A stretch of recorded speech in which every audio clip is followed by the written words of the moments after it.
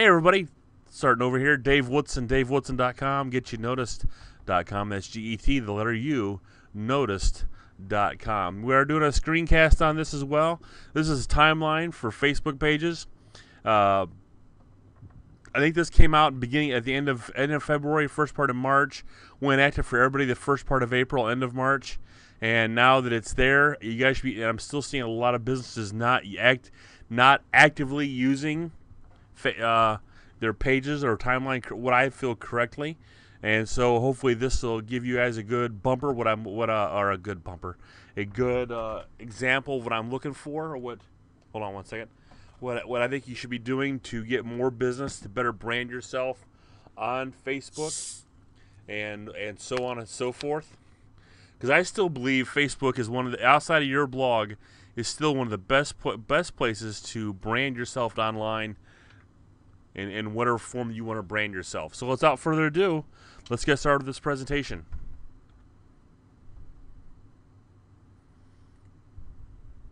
And I've already screwed up. There it goes. Well, let's start from the top. 850 million active users. That's going to be kind of a misnomer. That's going to be close to 1 billion now any day, with half those people being active daily users, and even just a little bit less than half. Those people are using those on a mobile This little less than half are going to be active on mobile products. So think about that for your business. Are you using mobile apps? And I'm going to be talking to the Dalton Bros, and I'm in a partnership with them right now to produce a lot of mobile apps. So you guys are looking for mobile apps or even a mobile website, go ahead and let's talk to me, and we'll go from there. But think of it, less than 500 million people are engaging with Facebook on their mobile products, and it's available in 70 languages. Hey, but English, whatever your language is, stick with it. Don't worry about it. And Facebook accounts for about 95% of all social networking. I know Instagram, Pinterest is giving some, especially Pinterest is giving it a run for its money, and I like Pinterest a lot. But we'll probably go on that a little later down the road, and next couple podcasts or two. The timeline's layout, like I said, it was introduced the end of February. You had a grace period until March 31st. Now all pages have been switched over March 31st, the new timeline layout. And some of the changes that came along with this were the no default landing pages, and now to make a bigger custom page with a larger cover image. Plus, there's a few more things that Facebook did with the new timeline format, and I like it a lot. I'm gonna be honest with you, I really do like it a lot. So let's see what's new with the new timeline. You get a cover image, and we'll go over that. We'll go over all these individually as we go along.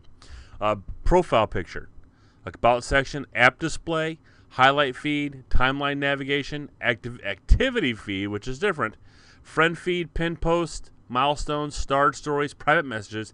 There's now a new admin panel and an activity log as well. So first of all, here's just a good shot of mine. This is at Facebook.com, the Dave Woodson, and you'll see here on number 1. I know if you're doing the podcast, it doesn't do you guys any good, but you'll see this. I have this in SlideShare as well. And number 1 is the extended or the large now cover photo. Number 2 is the profile picture, which we'll go over these all individually here in a little bit. Number 3 is the timeline, which is down to your right-hand side. Number 4 is the about section. Number 5 are the apps. 6 is the highlighted sections. 7 is the composer, where you update your status and what have you. Number 8 is the pin post, and number 9 are the friend activity of my Facebook business page. Give me a second. I'm kind of scrolling up here a little bit. Here's the cover image that I'm using. This is on my personal page, but it's going to be 851 pixels wide and 351 pixels tall or deep, however you want to say that. Some things you're not allowed to do. We'll cover that. But this is my personal one. This is me and my daughter. For those who are watching this, and I particularly like this picture because I like pink. I get take a lot of grief for it online. But we were down in the Indianapolis Museum, and this is the Barbie desk, and she wanted to take a picture, and I particularly like this picture because if you look just right past the 851, I'm just showing some muscle there, I think. That's my opinion. I could be wrong. So what cannot be on the cover? Let's talk about what is on the cover. 851 by 351 pixels. There's a typo there. I'll make sure that gets corrected. Hey, make it stand out. Make it represent your brand, and I think this really does. My personal brand. I'm a little carefree, a little loosey goosey, and that shows that. But what cannot be on your business page? What cannot be on the cover photo? No price or purchase info. No contact info such as websites, phone numbers, or addresses. You cannot ask for like or shares. And you cannot have call to actions or click to like or sign up now. You cannot have any of that on there. So, and I know here's a great example of one that I really like. This is a local pizzeria called Zing Pizzeria.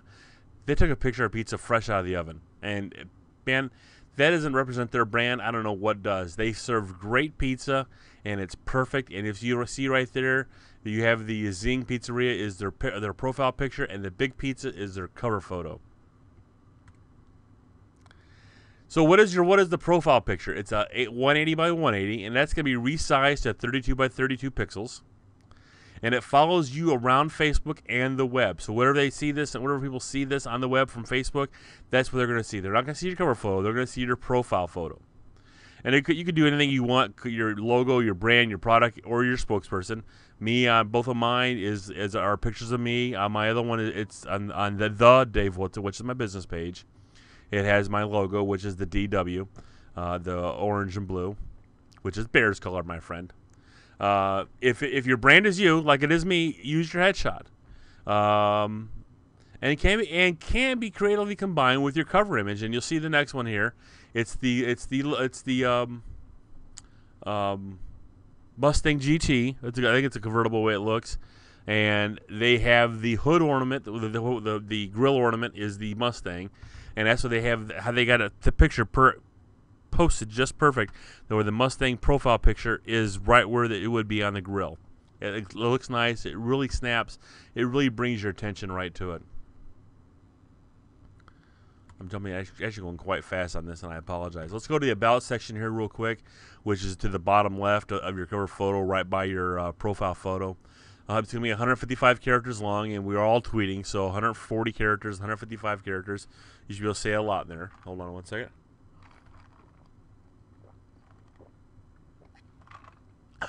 Excuse me.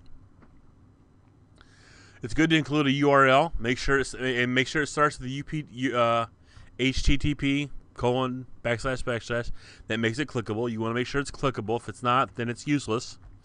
If the URL is too long, use a shortening service like a Bitly. You should describe your company and what you do, and the entire box is automatically linked to your info page. So just keep that in mind as well. The app display, only four can be displayed. Photos is the one that has to be there. Then I also on mine I have the YouTube. Where am I? It's like where else am I? It's like my speaking schedule and things like that, and the likes that I have right now. There is room for more, and that's clickable by a down arrow, so people can actually see what you're doing. And it's real good prime real estate. So you want to make sure that you are using each of these correctly and good enough. And the thumbnail is customizable, but it is a 111 by 74 pixels. And choose the thumbnails that encourage the users to click. I mean, with YouTube, I've got that there. What I might do is change that up here in the next couple of weeks to something that makes it's like a recent video or something like that. Let's go on over to the highlight feed. And it allows users the ability to choose how they interact with your page. Plain and simple. Highlights what Facebook deems the most important. So it's part of the edge rank. Post by page, only admins post shows. So someone else cannot come in and highlight their own story on your page. Post by others except post by others. Everyone except admins post are going to follow below that, and it allows users to see what others are saying about your brand. But the highlight posts are going to be what you put in there. Let's go on now the timeline navigation. This allows users to easily can navigate your page by date, plain and simple. I've got mine set up. It runs through like 06, 07, because that's what it's ultimately when I started my Get You Noticed company, and it was, granted, if it was a different name, but it was still the same. It did the same function to an extent. Since users now think about it. Since users can dig deeper into your page, you want to make sure you got content there, or make sure you prune out some of the bad stuff in there as well. Go through each date in your dates past. Ask, does this represent your company well? If it doesn't, dump it. If it does, highlight it. Get it out there. Make sure people see it. Statistics box appear at the end of each month. It lets you know how your month is going, whether the people interacting, how they're interacting, where they're going on your page. How many people are talking about your page, and they're engaging with your page. And if you got a page, you should better well be engaging on it as well. The activity feed, that's new to the wall. I'm still learning how it goes, but it's Facebook EdgeRank algorithm, which decides what stories are displayed and which are to be hidden. And so at this point, I've not figured out how to game that, nor am I sure that I want to figure out how to game that. Excuse me. God bless America. I apologize. Admins can edit any post with little pencil icons that are top right of all posts, and admins can also disable posting for specific fans, which I may use here very soon, in case someone starts spamming your page, because you don't want spammers on your page. You want to control the message that's coming out on your page. And the good news now is this is the last week or two, Facebook is now allowing you to edit your comments, which is great. I've had some issues here recently with some of the comments that others have made about me, because they're negative about what I do and how I do it, and so that way I can always go back and edit them, or they can edit themselves if they come to find out that they're wrong, which chances are they are. You can also pin post, if you will. Pinning post keeps it at the top of your activity feed for up to 7 days.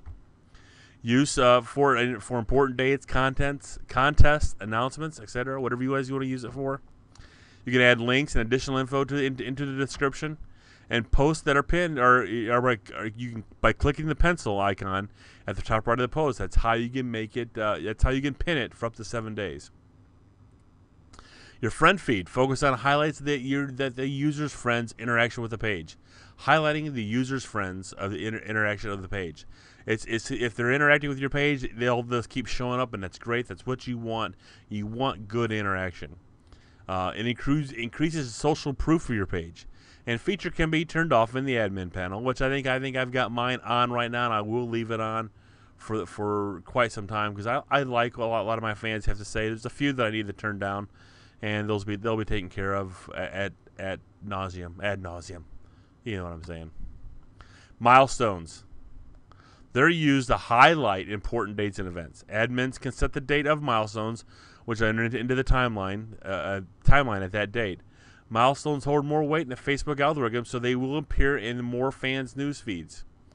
Use this for a new store opening, new product launch, when your company is founded, etc. Things like that. When you hired someone new, when you launched a new video, something like that. Use that in there. That's a great way to do that.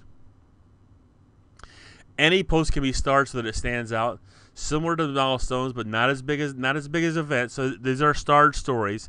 They stretched and fill up the entire page, both sides of your page, which is awesome. Which is just like the cover photo. So you want to make sure you have something visual in there for them to see. Because if you don't, it's why Pinterest is kicking ass right now, because it's very visual and people like seeing things. So that's what they're doing. Dates can be changed to appear where you want them into your page's timeline. So keep that in mind as well.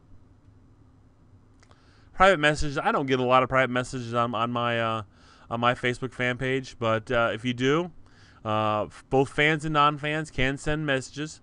This feature can be turned on or off. Pages can only respond; they cannot initiate, and they can only send 2 messages for every one received. So keep that in mind as well.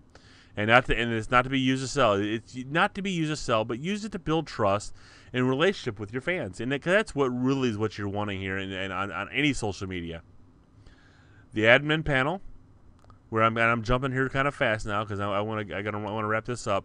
Appears at the top of every page, and it can be hidden from view. I hide mine quite a bit. Allows for quick access to such status as notifications, likes, messages, and insights. That's also where you can edit your page's info and settings. And the activity log allows admins to see page activity broken down by category, and provides admins with all easy access to all parts of their page. So you can jump around any part of your page just through the admin panel. I've got to learn to talk without having to take a drink. So we're going to wrap this up here real quick. Timelines became mandatory March 31st.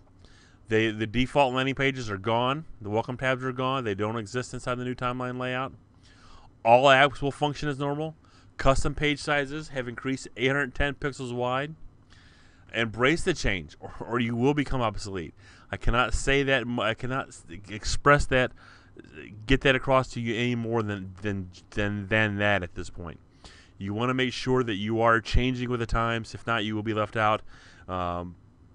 It's like using the newspaper. The newspapers are not that good anymore, so you need to be looking at social. You need to be looking at things that will get you noticed more. The Facebook fan pages are a great way to do that.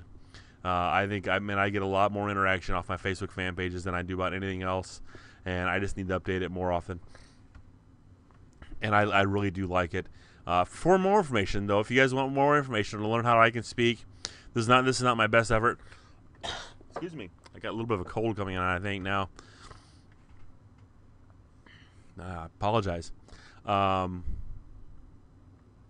Give me a call, 219-872-8000 in the Chicago area, 708-320-DAVE, 708-320-DAVE.